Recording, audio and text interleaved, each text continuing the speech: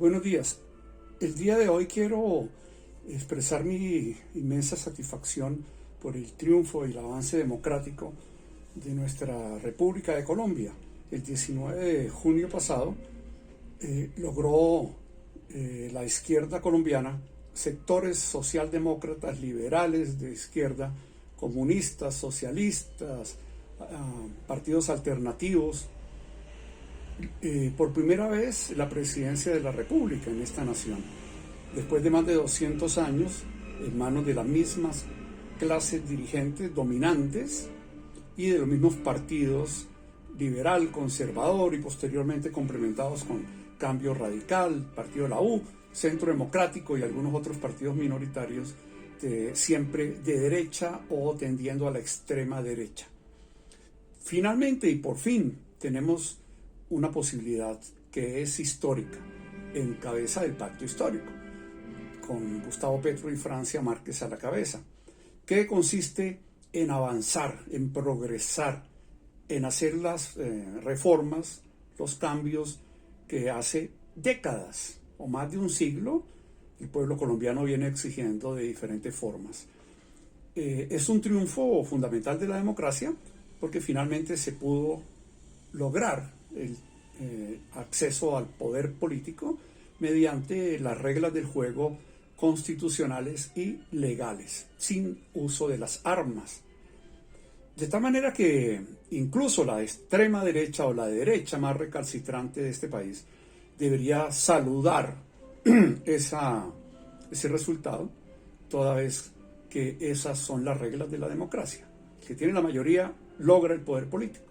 Y por otro lado, me parece fundamental también saludar que la gran, inmensa mayoría de la votación que obtuvo el exalcalde de Bucaramanga, el señor Rodolfo Hernández, fue una votación en primera vuelta fundamentalmente de todos aquellos inconformes con los partidos tradicionales y las castas dominantes, corruptas de este país, criminales muchas de ellas, y que se volcaron por las propuestas de cambio contra la corrupción que hacía el señor Hernández.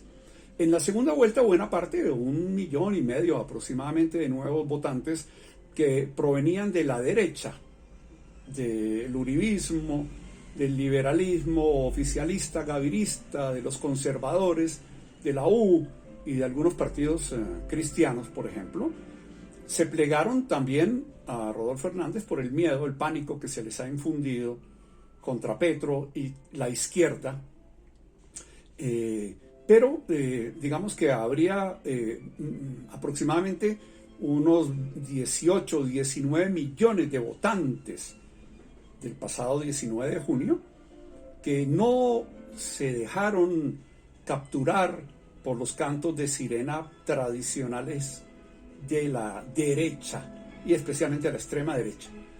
Un tercer elemento que quiero resaltar fundamental como un triunfo es la derrota, no la aniquilación, no la desaparición, pero sí la derrota contundente del señor Álvaro Uribe Vélez y de su partido, el Centro Democrático, y los partidos afines a este. Y en cuarto lugar,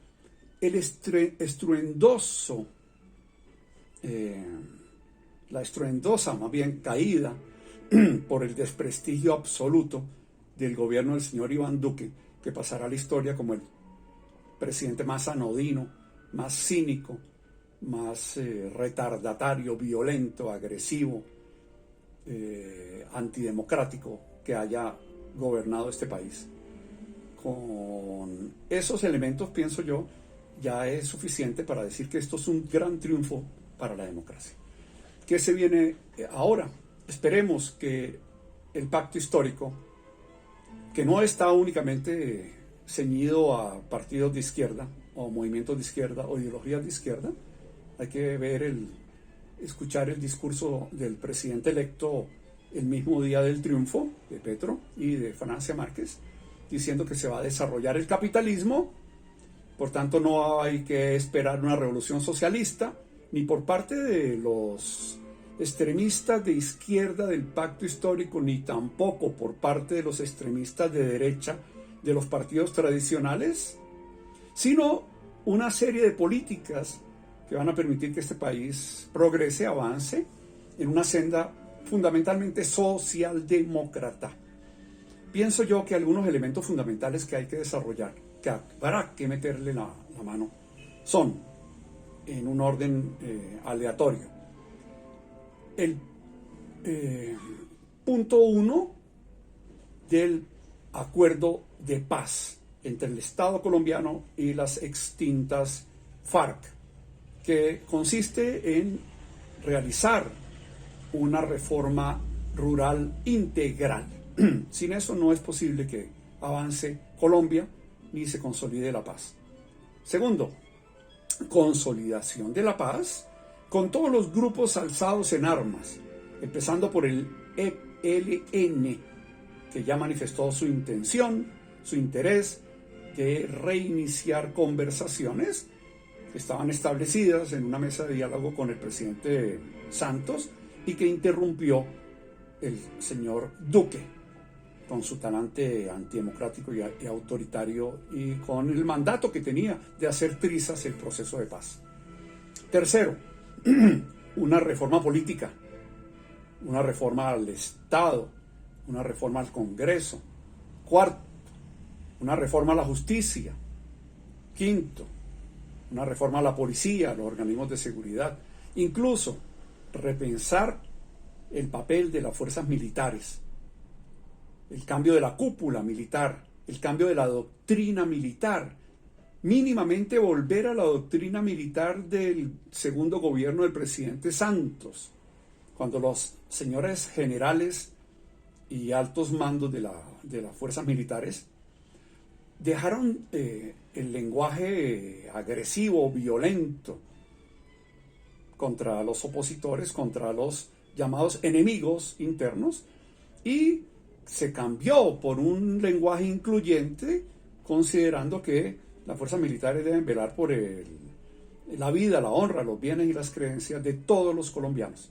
Cambiar la doctrina del enemigo interno, de la seguridad nacional, del aniquilamiento, del contrario, de los bombardeos de niños y adolescentes, de personas civiles, abandonar las masacres de que tanto se ufanó el ministro Molano, otro personajillo de quinta categoría que pasará a la historia como alguien totalmente indeseado en este país, y tratar de construir unas fuerzas militares afines al pueblo colombiano, que defiendan al pueblo colombiano, que se acojan a la ley, que no intervengan en política, etc.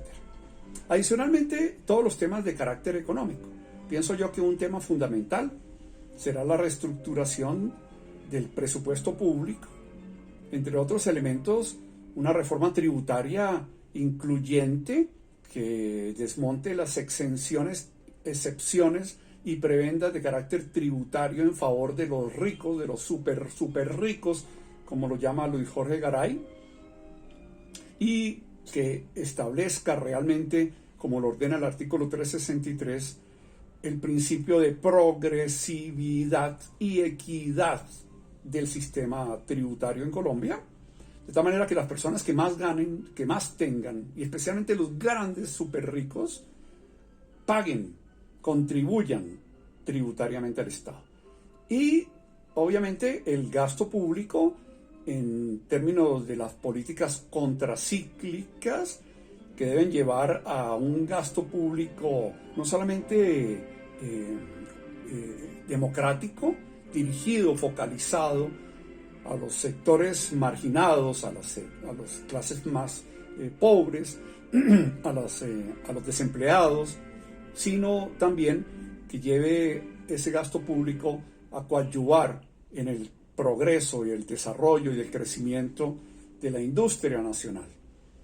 No comparto una proposición que hizo el candidato electo, el presidente electo, en el momento de su discurso el pasado domingo, en el sentido de que hay que crecer para poder redistribuir.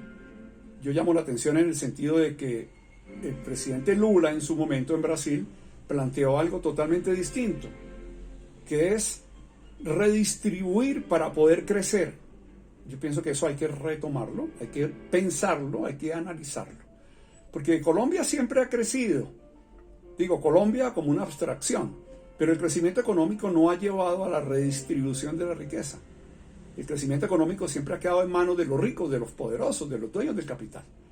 Entonces el simple hecho de crecer no lleva al llamado goteo de las migajas, de los excedentes de producción, del incremento de la ganancia por parte de los capitalistas a manos de las clases menos favorecidas.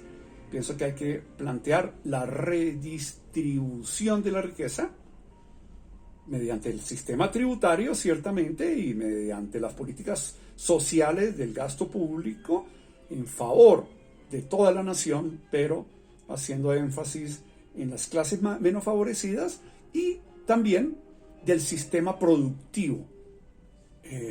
Reinvertir, invertir, gastar por parte del Estado productivamente en el sector agropecuario, potencializar el sector agropecuario. Segundo, en el sector industrial, desarrollarlo, potencializarlo, hacerlo crecer. Tercero, en el sector comercio internacional. Cuarto, en el sector turismo, que es lo que ha planteado el pacto histórico. Yo llamo a aquellas personas que no le dan el beneficio de inventario al nuevo presidente a que seamos tolerantes, que miremos los primeros 100 días que siempre se le conceden como luna de miel a todos los mandatarios en todo el planeta y dejemos la prevención, el odio, la estigmatización que se hace contra la izquierda. No toda la gente de izquierda, yo diría la inmensa mayoría de la gente de izquierda en el mundo entero es honesta, trabajadora, sencilla, generalmente intelectuales, muchísimos de izquierda. No hay más que mirar el caso alemán, el caso francés, el caso español, el caso de América Latina, de Chile, de Argentina, de Brasil, de Uruguay, donde la gran mayoría de la intelectualidad están en cabeza de los pensadores de izquierda. Por tanto, la izquierda no es ningún satán, no es ningún demonio, no es ningún espíritu maligno, como plantean algunas sectas religiosas extremistas, de derecha siempre son de derecha, lamentablemente. No, hay que esperar, miremos a ver. Si el presidente Petro y su grupo político logran aprovechar este momento histórico, tendremos un avance importantísimo. Seguramente vamos a quedar muchísimos en muchas cosas decepcionados, porque las expectativas son muy grandes, pero más decepcionados de lo que hemos quedado del gobierno del señor Duque, es difícil, o del gobierno del señor Uribe, es mucho más difícil. La idea es que paren los asesinatos, paren las masacres, pare la guerra interna, paren los crímenes de Estado, pare el asesinato sistemático de los líderes sociales, de los reinsertados, de los indígenas, de las negritudes, de las minorías étnicas, de los distintos, de la izquierda. Con eso ya habría un avance muy importante y que acabe la guerra, que acabe el conflicto. Hay que resolver el problema del narcotráfico, resolver el problema de la sustitución de los cultivos ilícitos, acabar con el problema del fracking, prohibirlo totalmente, no acabar con la explotación del petróleo de un solo tajo. No, eso hay que hacerlo paulatinamente, etcétera. Hay una cantidad de problemas que hay que discutir, que hay que afinar, y para eso son los 4 años que comenzarán en mes y medio. Yo le auguro grandes éxitos a este gobierno, siempre y cuando sea capaz de ser tolerante, respetuoso de las libertades, de los derechos, sobre todo de los contradictores de la oposición. Esperemos que el señor Rodolfo Hernández cumpla con su palabra de apoyar al gobierno colombiano, al gobierno del señor Petro, en todo aquello en lo que coincide, que es en casi todo, afortunadamente, y que quienes no votaron por los partidos tradicionales, por la corrupción tradicional de los líderes de los dirigentes de este país, de los partidos corruptos de derecha, y que votaron por el señor Hernández, se plieguen también a apoyar al gobierno de Petro. Siempre vigilando, siempre siendo críticos, siempre esperando que este gobierno se rodee de personas honestas. Eso espero yo al menos. Muchas gracias y esperemos que todo nos resulte bien por el bien de la patria, por el bien de Colombia.